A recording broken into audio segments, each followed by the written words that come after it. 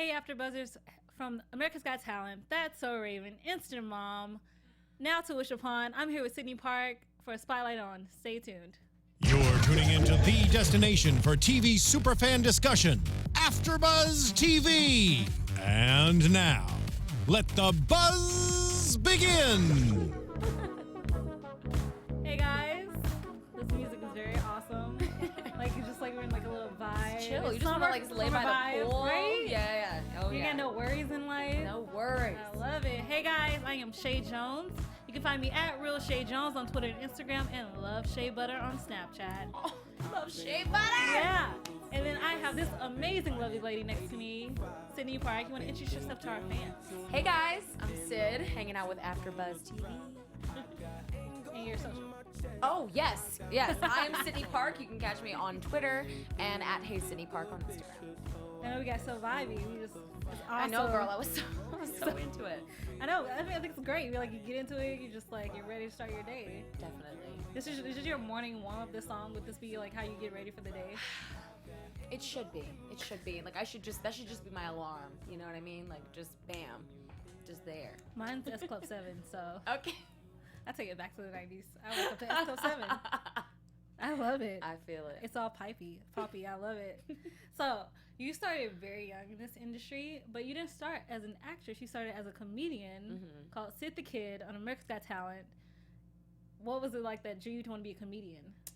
Well, I started out doing stand-up when I was like 6, and I just moved here to Los Angeles, and my mom was working at the Hollywood Improv. So I would always do like pre-shows in the dining room with like the comedians, and I grew up with just all these awesome stand-up comics that I've seen grow and, you know, become very successful. And I'm so proud of all of them because that's who I grew up with. So I remember D. Davis. So funny. Love him. He is the first one who put me up on stage. Him and Spike. Spike was at the Improv, and they were like, okay, let's put her up Mo Better Mondays, because D-Ray came up to my mom and was like, yo, Syd needs to just write a 3-minute set and go up. And my mom was like, D-Ray, she's 6. And I looked like a little Filipino boy with my pixie cut, and everybody thought I was a so boy. cute. It was adorable, but I literally did not care what anyone thought of me. So I went up on stage, and I did stand up for like a good 6 or 7 years. I'm actually currently writing some stand-up right now because I want to get back into it. I have a lot of friends that I'm like supporting, and they're into stand-up right now, and I miss it, you know. It was like so, it just really shaped me, and it really shaped me as a young woman. So that's definitely something I want to get back into. But yeah, stand-up was my life, man. I was all about that set life. What was it like being the youngest person ever to perform on the Hollywood Improv stage? Oh man, it was such an honor, and it was like very surreal. I mean, looking back on that part of my life, it was very trippy for me, because me obviously being a kid and knowing about the improv, but then just looking at it like, damn, there are comedians who are like 3 times my age that can't even get up on that stage, and I was performing at like 8 years old, you know? So that's crazy, and it was such a blessing because, like I said, it really just shaped who I am, and comedy has helped me with so many of the projects I've been working on lately, just, you know, from my dramatic pieces to when I did a sitcom. It's an incredible, like, feeling, because, you know, the Hollywood Improv is famous, and so many comedians have graced the stage, and comedians that I look up to this day. So it's definitely a cool part of my life. Well, some of us, when we first introduced you, were from That's So Raven. Yeah. And before I ask you my question, I have a little clip we're going to play. Because here we go. Yep. I cannot believe you were a part of this. I was trying to warn you, Raven. But you didn't want to listen. Then you called me the biggest brat of all. I'm sorry you heard that. I don't think you're a brat, but you were exhibiting some brat-like behavior. And I was just frustrated that, you know, the only fun you were having was making fun of me. Well, it worked. Now we're all friends, right? Sydney, I'm glad you're making new friends, but you don't have to turn on your old ones. Are you mad at me, Raven? No. I guess I know what you're going through. And I was an easy target. Like fish in a barrel. Stop it! I remember this whole scene. Oh, wow. What was it like, the experience you got working with Raven Simone, a veteran by that time, and just working with Disney Channel? Raven is She is hilarious. Like, she's so fun. And I love Ray to this day. I'm like, I need to text her and be like, Ray, you need to put me on. Raven's for real. home. Like, Auntie Sid, what's up? Like, come on. I'll be the babysitter That for would the be kids. awesome. It would be so if you awesome. joined Raven's home, like now you're like this adult Sid, and just like see how that dynamic. Well, because what's crazy is my mom is an acting coach, and she worked on the reboot, like, you know, Raven's Home, for like the first couple weeks of like shooting. Nice. So yeah, it was crazy. Like, you know, she was working with Ray, and like how it all came full circle, and they're actually shooting on the same exact sound stage they shot on. Like, how long ago was that? So Raven, that 6, 7 years ago. It's actually 10 years this year. It ended in 2007. I'm done. But no, it was an amazing experience. Raven really like took me under her wing as a little sister, like she did in the show. And she, you know, I was very green to set and what it meant to like go over lines and be on your mark in rehearsals. So she kind of like showed me the ropes and walked me through all of it with so much love and grace, and I'm really thankful to her for that. But it was an amazing experience. And on top of that, it was my favorite show growing up. It's still one of my favorites. It's still one of the favorite shows, I think, for many yes, of us. Like, it no is matter how old easily we get. one of the most brilliant comedies in television history, because I mean, it was groundbreaking, you know. So to be on the show and just watching it growing up, it was, oh my gosh, like a dream come true, for real. Well, since you were a child actor, how would you say you stayed so grounded? I went to school. I went to real school up until like 10th grade. I went to real school because I transferred to online school when I got Instant Mom. So I had the whole experience. I went to a performing arts middle school. I went to a college prep high school. And I got to very much be like a normal kid. I mean, obviously I was out a couple times and had to get like packets from teachers and like work out that. And sometimes they give me so much attitude, and I'd have to come back. You think you all that because you have to. Yeah, and I'd have to come back and, you know, catch up on schoolwork. But for the most part, I really got to go to school and just be normal, which was so fun. I mean, I don't know how I meet so many kids nowadays who are like, you know, 17, 18, and they've never been inside a real school before. And I'm like, how are you here? How are you like a person? Because high school, I recommend at least going to high school is the experience you do not want to miss out on. Yeah, I mean, I'd say middle school definitely shaped me more so than high school, because of the fact that like I was able to really thrive in my environment. I went to a very, very awesome like performing arts school in the Valley, and I just got to be so crazy and just myself, and I was in drama production and musical theater play, so I just got to be all over the place. And then my college prep experience was very much like, you know, gearing up to go to Harvard, right? So, which was awesome. I always say college prep to Harvard. Right, go to Harvard, you know? Like, it was awesome though, because I got so much experience just with the college prep life and tools that I use to this day, just discipline and the rigorous, you know, it was very, very tough, but I'm thankful for my school experiences because that shaped me and it's kept me so like level-headed. So speaking of normal, so you've been what's normal? Nice transition. I like it. I tried. Go ahead, I know, Chae. I tried. Come on, Shea Butter, let's go. I love it. Speaking of normal, you beginning your driver's license. I have 2 questions. Have you gotten it yet? And since you had your 3rd driving lesson on the LA freeway, see, when I pictured that, if I was driving on the freeway, it'd be like Clueless. First of all, how do you know this? I'll tell you after. Okay. Well, I will tell you this. I do my homework. How about that? I've been training with an instructor for like a little less than a year now. So I've been having a private instructor. It's so funny. I was just talking to my dad about that today. I was like, come on, Dad. We need to get new tires on the car, blah, blah, blah. I need to get this going. So I called driver's ed. They had me on hold for like 2 minutes. So I hung up. I got to call them back because my instructors are busy as hell this summer. I mean, obviously, because everyone's out of school. So yes, girl, I'm late to the driving game. But you know what? I honestly think not driving when I was like 15, 16 definitely saved my life, because I think kids are way too young to be, you know, handling a bit like a weapon. I mean, I know some 16-year-olds who are like, you really should not be behind that wheel. I know I'm sketchy about being behind the wheel. You definitely shouldn't be behind the wheel. So girl, you know, I'm learning. I've gotten so much better from when I started like a couple years ago.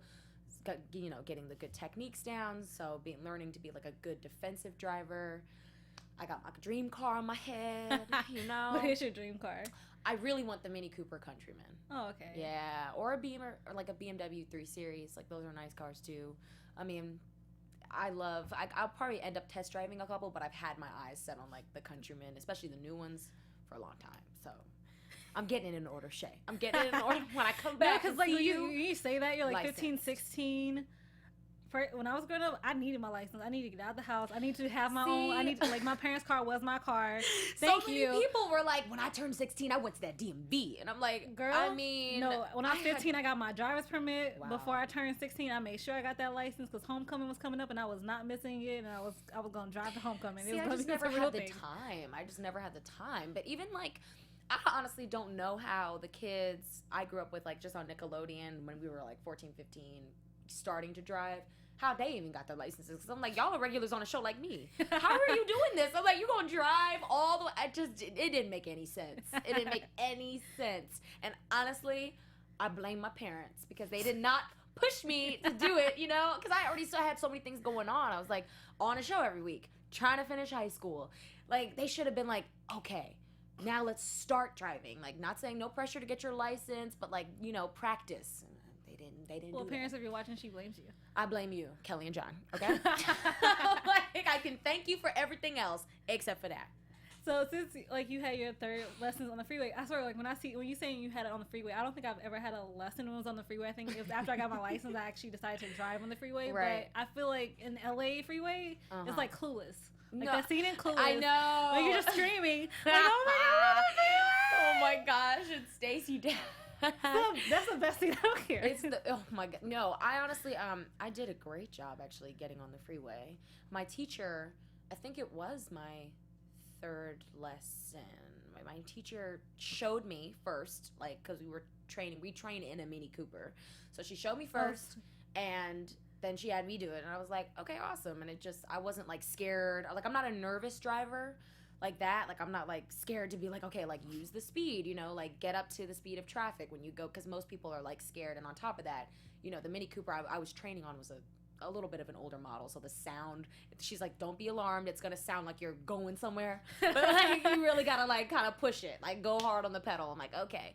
It was really good. I had a great driving experience on the freeway first time. It was awesome. I've had great experiences on the freeway. Knock on wood. Where wood at? Where's the wood? It's like a little fake. I know, like the fake brick. You can knock on it.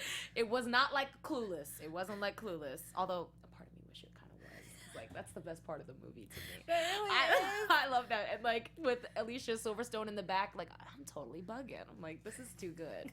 It's too good. It's very LA. It really, the movies it's still so transcendiary. Like, the fact that you can still relate to it. Like, I went to the Cinespia screening of that at the Hollywood Forever. Yes. Nice. And Alicia Silverstone came out.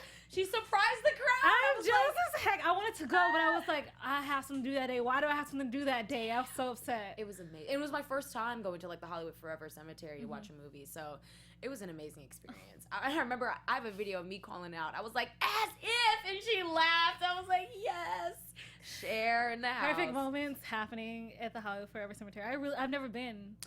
I was there because I had to go for background when parking was at the cemetery. I was like, why are we parking at this creepy cemetery, first of all? Yeah. Just okay. But I've never actually been to the experience of a film. Right. And I feel like it'd be cool. In, like, the park, like, there's a separate, like, lawn, like a huge lawn. It's amazing. It's so magical. Oh my gosh, you would love it. You would love it. I know they're having one coming up, and I can't remember the movie, but I'm like, oh, it was Selena. They're doing Selena. And I want to go. I got tickets for the July 1st screening of Dirty Dancing. It's the 30th anniversary with like fireworks. That was, like, so cute. It's my favorite. Dirty Dancing is my favorite. Okay, I'm gonna have to ask you this real quick, since you know. Oh no. Yeah, you already know the question. She slicked the ponytail. She slicked the ponytail. What did you think of the remake? I didn't see it because you already know the answer as to why I didn't see it. You know what I'm saying? I have to ask though. I don't want to bash nobody. You know what I'm saying? So I'm just gonna leave it at that. You cannot remake Dirty Dancing. You just cannot. Okay? Like, no, it's not a thing. It's not a thing. The original is the best. The original will always be the best. I'm not even gonna watch it because I know it'll pain me. I don't want to put myself through that pain. Well, then watch our recap, and we'll tell you everything about it. Okay. I did the recap, so you can see. Oh no! We didn't bash anything. You'll have to send me the link. I will, because you have to check it out. I'm scared. I'm scared. I heard it was. they did a job.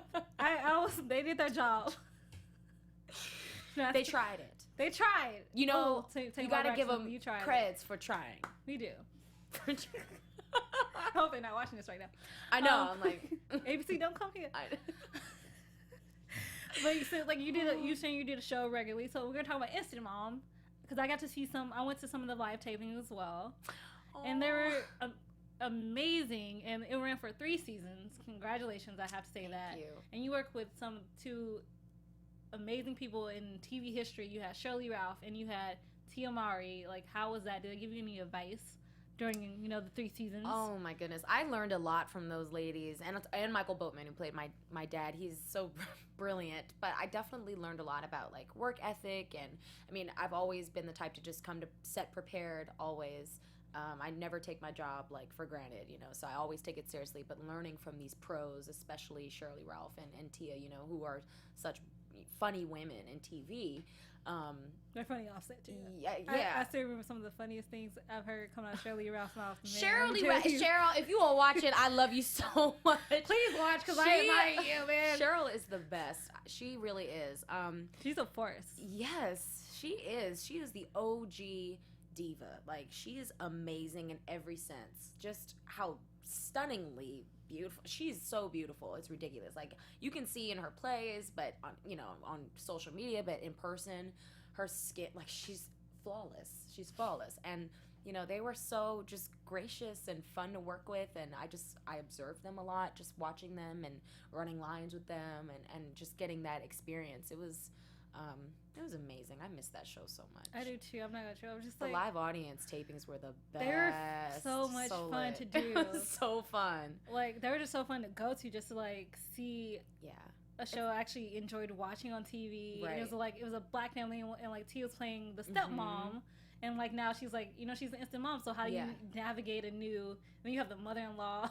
Yeah. Shirley Ralph is just so many. No, like, so many we had Jennifer Lewis on set at the same time. Oh my God. I was like, this is too much. This is too much. I love Jennifer Lewis. There for that.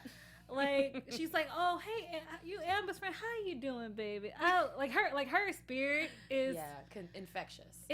Both their spirits. I just can't imagine what it's like seeing both of them at once and then the working room. Together. It was hilarious. I think it's like just overcoming with spirit and amazingness, because they're like besties, they've grown up together, so they have like this whole frenemies thing, like Jennifer Lewis and Shirley. But it's a complete love-hate. They're like an old married couple for real. It is so funny. Like, Jennifer, she's guest starred a couple times, and I remember like a couple times on set, Jennifer would be like so big and like just very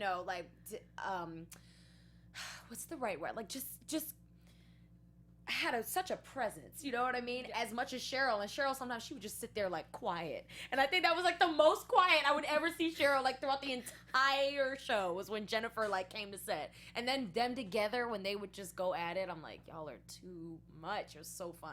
Those ladies are amazing and so talented. They should have their own show. Yeah. That's what I was thinking. I was put into existence. I need to write something for y'all. Like, let's work on it together. Funny. Yes. Like, it was. I mean, it's so it'd be like Laverne and Shirley, but Jennifer Lewis and Shirley Ralph. So funny. Oh my gosh! So you're not new to hosting yourself.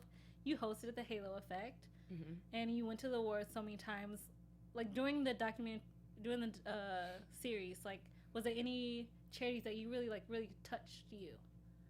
Yeah. I mean, I'm currently actually working with St. Jude's Hospital, so that has been like a charity I've gravitated towards since I was like 10 years old. I went to this Power of Youth event, and Marlo Thomas was like the keynote speaker, and I actually like pen palled her, and she wrote back to me, and I was just like, I've always wanted to get involved with this, and I've been definitely taking more action with that. But yeah, hosting was really fun throughout the show. I mean, I got to do like the orange carpets, the orange carpets, Kids' Choice Awards, and Nick Cannon putting me on for Halo Awards and Halo Effect.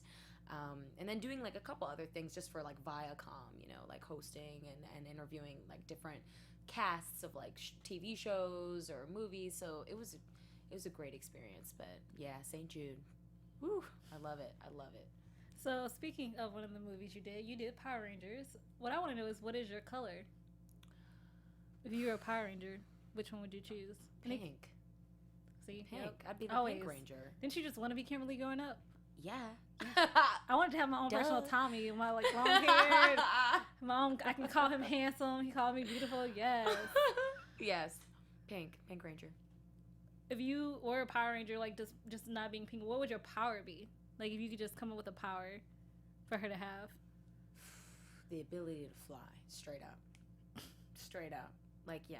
I mean, you could get so far with that, for real. Where's the first place you would fly to? The Bahamas. The Bahamas. I'd be like, okay, guys, we're gonna be like fighting crime and saving lives. Just give me 1 second. I just need to fly to the Bahamas real quick. Just frolic in the water, come right back. You know, I got lightning speed, so it's all good. It'll happen in a matter of like 10 minutes. You know, It's gonna be 10 minutes. It's gonna be 10 minutes. Just give me 10 minutes. I need to get in my life real quick. I just need like me time Just before me we time. save. Me time. So you have a new show coming up on the YouTube, Red, called Lifeline.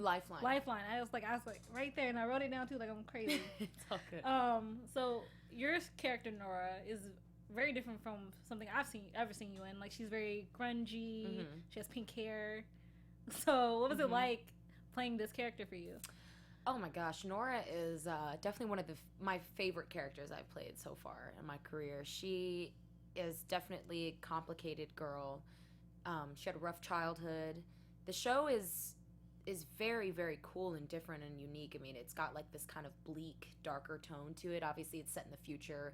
It's set in the future, you know, where like time travel exists. So it's not too far from our current state, but at the same time, things are definitely different.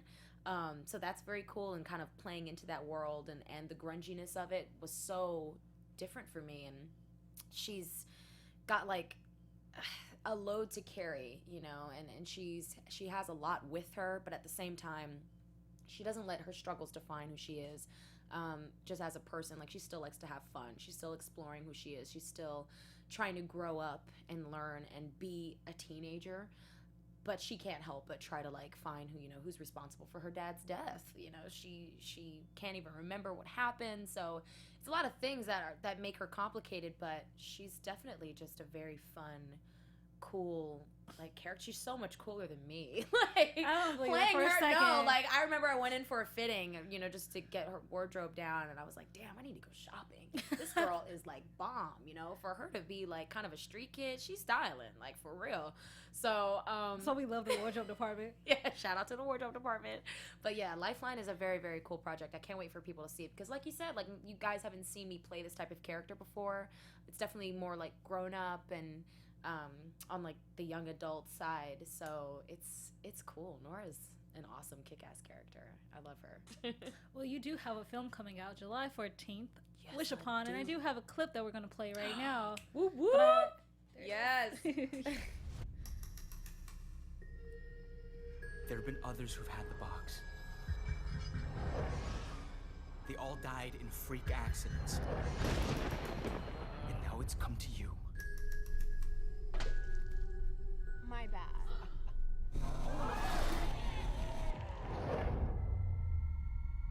I wish Darcy Chapman would just go rot.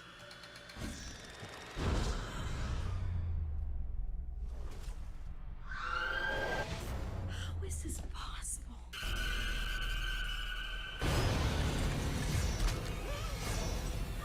You can't control it. It's controlling you.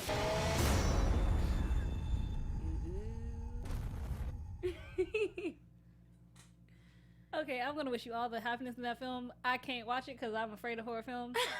So it's a realness. I'll be perfect in a horror film because all my reactions would be super real, because my self-preservation level is going to get me. Girl, you should get into it, man. You should get Like, into where it. I gotta swear. You gotta really go there mentally, so you could do it. I'm just like, You could do it. like I'm gonna be like running track star right now because I can't. It looks awesome though. Like it really Thank looks you. so well done. Like, do you and your character like share any similarities? Ooh, Meredith McNeil. She is. That name is awesome. I know. Like, I just want to call you Eminem. Like, Right? Like, do it. Because Meredith is my spirit animal, for real. She is so just witty and, like, has a very, very, like, quick tongue. Like her mouth can get her in trouble sometimes because she says what everybody else like wish they could say. And she's very sassy. Like that's definitely. You're sassy. Yeah, I'm sassy. You know, I can be a little rough around the edges like Meredith too. Like she's very much a tomboy in a way, but she's a loyal friend to Claire, played by Joey King. And so when she sees this, you know, her best friend kind of change a lot and stray from her in June, played by Shannon Purser, it's like, it's weird. So Meredith picks up on that, and she's kind of like the truth in the movie in a way. That's, as the director John Leonetti likes to say, I was like, oh yay, that's so cool. because like I said, she's not afraid to just tell Claire, like, you're being a weirdo. We need people like that. We need friends like that. We need like the friends that tell you, like, can come straight to your face and like, yes, you're being weird. What's going wrong? on? But otherwise, why are you weird right now? I feel like everybody could use a friend like Meredith because she is a really good friend and she's so fun to be around too. Like she'll make you laugh. She'll probably make you cry a couple times.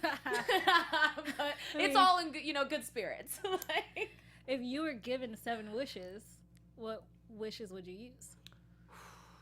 Okay. First of all, I'd wish that cupcakes didn't have any repercussions. Because I love me some red velvet sprinkles, okay? That's one. Second, Cupcakes. Cancer should never be a thing. I wish it had never even existed. Third, I wish there wasn't so much, like, political turmoil, especially in Europe, because I want to travel to Europe so badly, but I know it's, like, risky. 4, I wish, like, okay, so I have these 2 pets at home. They are like my first 2 pets. They're my cats, Frida and Diego. And I wish they could just like be alive forever. Because they're like my best friends and they're 14, so they're getting up there. Aww. Yeah, but they're still fluffy and so fat. It's so adorable. So I'm like, just live forever. Okay, 5. Let's see, 5. I wish I could wake up to the beach every morning. I mean, you just got to buy a house in Malibu. Yeah. But I mean, just for real, like wish that, like speak that couple into existence. Million, hold a couple million There in you your go. savings account. Okay, 6th wish. I want to be like Jared Leto and like tour with my band and win an Oscar. Like, just like work my way up. 'Cause, you know, that was such a sweet moment for him because he had been in the industry for so long. And then for him to like, you know, obviously his role in Dallas Buyers Club was amazing. So that dude is like such a G. Like he just straight up won his Oscar and was like, all right, I'm going to go tour with my amazing band. Like right after that. Like now I got the freedom to do that. Yeah, shit, so. yeah. Okay. 7th wish. Man, let's think about this. It's the last one. I just want to be able to buy really awesome like leather boots and not have it like break my bank. You know what I'm saying? Like I wish I could just have them like just in my closet. Without ever buying another pair? Without ever buying, like just straight up, like every season, you know, I'd be like, okay, because I love boots year round. Like I'm such a boots girl. So I'm like, if I could just have them there, just magically like bam, in your closet. I respect that actually. You no, know I what love boots too, so no, I respect that. Boots. Yeah, nothing better than like some good leather boots. I mean, there are things that are better. They're pretty good. It's pretty good. People agree to disagree on that one, but yeah, for us, boots are important. They're my wishes, you know? You know what I'm saying? That's true. That's what I say is your wishes. What you want. That's what I want, Chae. So what was it like doing this film? Because I feel like it's almost totally different than doing Fear of the Walking Dead in certain aspects. Well, The Walking Dead is different because, I mean, we shoot in Atlanta and we're like in the woods, you know, so that's like definitely, you're shooting in the elements. And then, you know, when I was working on Wish Upon, we were in Toronto and it was extremely cold. So I've worked in extreme weather conditions. And I'm thankful for that because now I know I can deal with anything. I mean, that Toronto cold, I love Toronto, and it was my first time going to the city. And but the cold. the cold was intense for sure. It was fun though because, like, I think the first couple weeks of shooting, it was really like shooting a regular teen movie. There are so many parts of this movie where it's like, okay, it's just like a teen movie, and then there's obviously like the horror, and then you go back to the teen element. So it was cool kind of being a part of the teen aspect of it, and then obviously having to go to like the darker places for the horror scenes, which I won't give away. But yeah, it was really, really fun experience because the cast was just so sweet and like professional, and everybody's so talented and kind. It was like very fun, you know. We were all kind of, we were staying at the Four Seasons in Toronto, so we were like, yeah, you know, it felt good. I was like, woo woo, we out here in the 6. It was so fun. It was really, really great experience. Did you, were there any stunts you got to do yourself? Yeah. I without giving anything away, I did get to do some stunts, but they weren't like too big. I mean, if anything, Joey really has like the stunts in this film.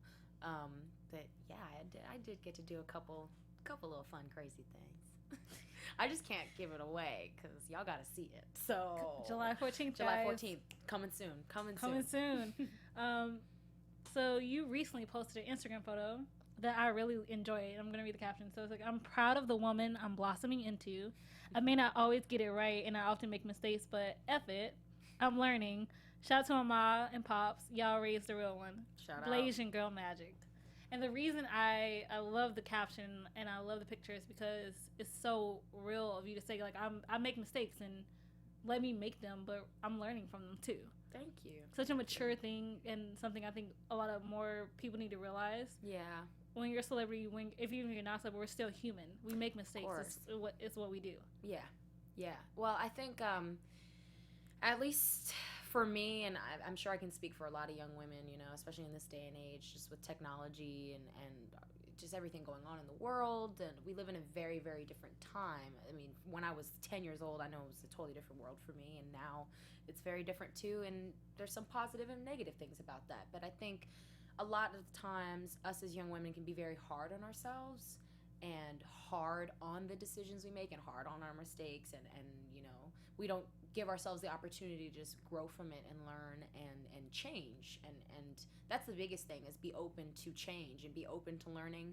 And that's kind of something that my parents have always instilled. That's why I shouted out to them at the end, because I'm like, I know y'all raised me right. And you did. I'm like, I'm giving you props.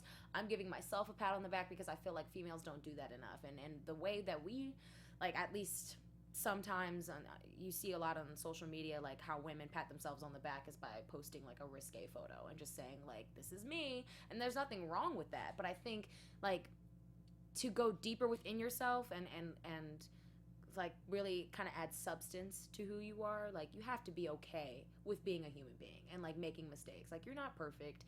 I'm not perfect. Like, nobody is perfect. And I know it's kind of cliche, but to kind of like just bring it up again and talk about it again, and to make it more of like a prevalent thing, especially as a young African American and Korean person, like being biracial, and like there are a lot of hardships in that as well. So I just felt like it needed to be said, because I am proud of the woman I'm becoming, and I'm proud of how far I've come, and I'm like, I can't wait to see myself in, you know, a year, 2 years, 10 years, because I know I'm constantly changing every day. Like, I'm always trying to work on myself and better myself.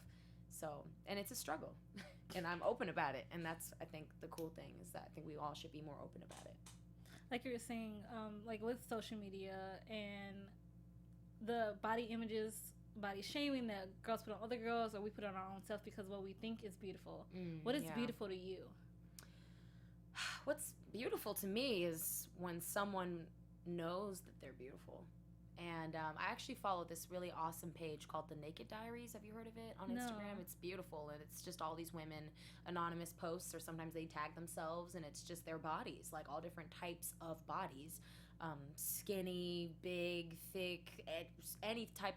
People have like huge scars from like accidents, surgeries, things that you could be insecure about, or things you're not insecure about. Like, I love to look at that, because, you know, you see so much nowadays. You see people photoshopping their bodies, you see the perfect body, you know, so you see the fit people, and you see like the girls who are a little bit more like round, and that's beautiful too.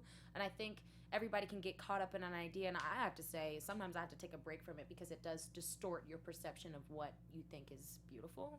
But when you see someone who's confident and is like beautiful and not trying to kind of blend in with what they think is beautiful, and they're just honest about it, that's like the best thing to me, because it makes you feel good, you know. It makes you feel okay with just being who you are. Like, it's the body that you've been given, you know, unless you're, I don't know, if you're trying to gain weight, if you're trying to lose weight, it doesn't matter. It's like it's really just about being comfortable with yourself, and especially on social media, that's so hard. And even for me, I see a lot, you know, and it's like you see a lot, and I'm kind of scared for my little girls, you know. I'm like, there are things that I can keep you away from, because, you know, it can be overwhelming to see so much content, to see so many people like gravitate towards what they think is perfect, you know. So yeah, owning it, ladies and men too. You know, just knowing that you're beautiful and you're worth everything. Do you have any like new TV obsessions? This Is Us. I know I'm late on it, but This Is Us, my girl. Shout out to Ashley Jackson. I'm shouting out Lonnie Chavez because I love you. I have to, and like Sydney loves you, Lonnie. She loves you. Yes. Remind me to tag you in this like later. This Is Us is my favorite. Like I got hooked. So I know the new season is coming back in September. I'm ready for that. Also, I'm a huge Orange Is the New Black fan. I've been watching the new season. Bob's Burgers is also my favorite. Not gonna lie, it's amazing. But yeah, This Is Us, man. It just makes you catch all the feels. It's wonderful. It's a wonderful show. Getting teary-eyed. I'm just talking. It's so good. It's so good. Any shows that coming up later this year you're looking forward to? This Is Us. I mean, I'm kidding. I'm the worst. Dang, I know there's so much content out there. I never have time to actually go through my Netflix, what's on my list. So I'll definitely have to get back to you on that and look into it. As of right now, This Is Us is on my radar because I know they're coming back with another 18 episodes. Yeah, that's crazy. So, and they got renewed for another two seasons. I only heard about season 2. It was I thought, I thought they were renewed for 2 I mean, more. we can look it up after. I wouldn't doubt it. I wouldn't doubt it. It's so good. It is so good. I'm so proud of Mandy Moore too. Just growing up with her, from Princess Diaries to Walk to Remember. How to Deal is and Yes. because I said so, it's my favorite. Mandy Moore. Mandy Moore is the Diane bomb. Keaton, come on. Right? She's an icon. It's so good, so good. Mandy Moore, I love her. She's awesome. Oh. Well, that's it for us, guys. Once again, I am Chae Jones. You can find me at Real Chae Jones on Twitter and Instagram, and Love Chae Butter on Snapchat. Yeah. And this lovely, lovely woman. Hi guys, I'm Sydney Park. Thank you so much for watching. You can catch me on Twitter at I am Sydney Park, Instagram at Hey Sydney Park, and Snapchat at Hey Sydney Park. I forgot about Snap. Why are we forgetting about Snap? I know, I just started adding Snap to my repertoire. I just think it's fun to say. Yeah, Snapchat, man. Hey Sydney Park, catch me on there. Bye, guys. Bye. From executive producers Maria Menounos, Kevin Undergaro, Phil Svitek, and the entire AfterBuzz TV staff, we would like to thank you for listening to the AfterBuzz TV network. To watch or listen to other after shows and post comments or questions, be sure to visit AfterBuzzTV.com. I'm Sir Richard Wentworth, and this has been a presentation of AfterBuzz TV. Buzz you later. The views expressed herein are those of the hosts only and do not necessarily reflect the views of AfterBuzz TV or its owners or principals.